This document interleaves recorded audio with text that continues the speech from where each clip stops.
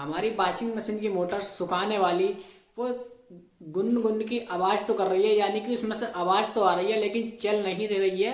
तो उसमें क्या दिक्कत हो सकती है, क्या परेशानी हो सकती है? तो दोस्तों ये सवाल हमसे आज कमेंट में बड़ा ही अहम पूछा गया, और ये जो पूछा है दोस्तों वो पूछा है अमान फातिमा ने। ठीक है, तो आज मैं इन चीज़ों का जवाब देने वाला हूँ। मोटर या तो आप लोगों के कपड़े धोने वाली हो या फिर कपड़े सुखाने वाली।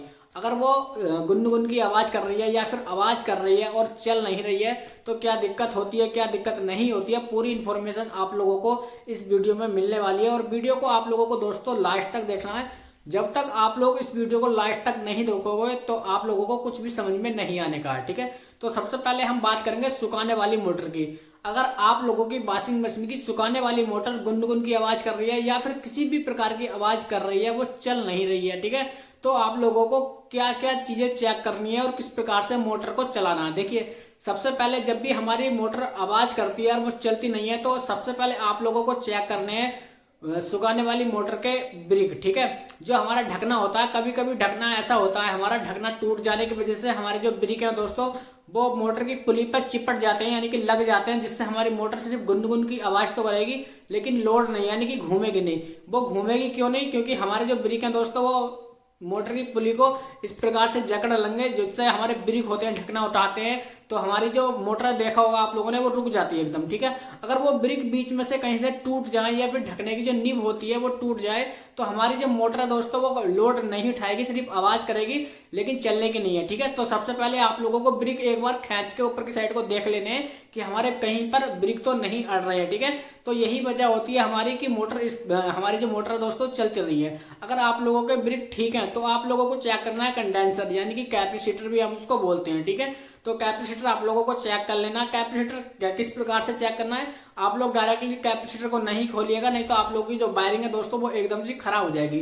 तो आप लोग क्या काम करें, दो तार वॉशिंग मशीन के जो भी हैं उनमें से थोड़ी सी न खोल लें किसी भी चीज से या फिर काट लें किसी भी प्रकार से, तो आप 4 से 5 MFD का दूसरा कंडेंसर ले सकते हैं जो नॉर्मली पंखे में यूज होता है। तो आप लोग उसको लगाने के बाद दोस्तों जैसे चलाएंगे तो हमारी जो मोटर है वो चल पड़ेगी। ठीक, दूसरी कंडीशन होती है, कभी कभी ऐसा होता है हमारी जो मोटर है दोस्तों उसमें पानी आ जाता है। तो पानी आ जाता है तो जब भी मोटर में हमारी में पानी आएगा, पानी गिरेगा, तो मोटर की कुछ मोटर तो होती है कि गुनगुन की सिर्फ आवाज ही करेंगे और कुछ मोटर होती है कि मोटर सिर्फ मध्य मध्य घूमेगी। ठीक है, यानी कि आराम आराम से घूमेगी।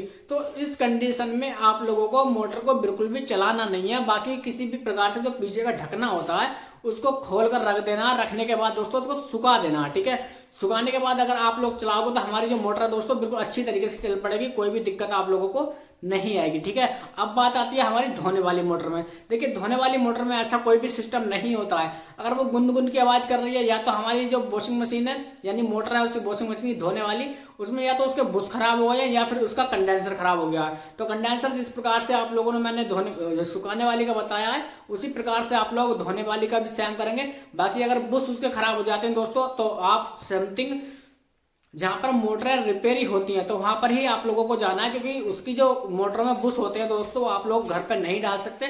बुशों का मामला अलग होता है बिल्कुल। ठीक है, वो साइज बाय साइज बुश वही डाल सकता है व्यक्ति जिस प्रकार जो मोटर रिपेयर करता है या फिर मोटर बाइंडिंग करता है। ठीक है, तो मैं मानता हूं दोस्तों वीडियो आप लोगों को बहुत ही अच्छी लगी होगी, बहुत ही जबरदस्त लगी होगी, क्योंकि वीडियो ऐसी यूट्यूब पर कोई भी नहीं बनाता है। तो आज के लिए बहुत बहुत धन्यवाद। मिलते हैं दोस्तों नेक्स्ट वीडियो में एक अगली वीडियो के साथ।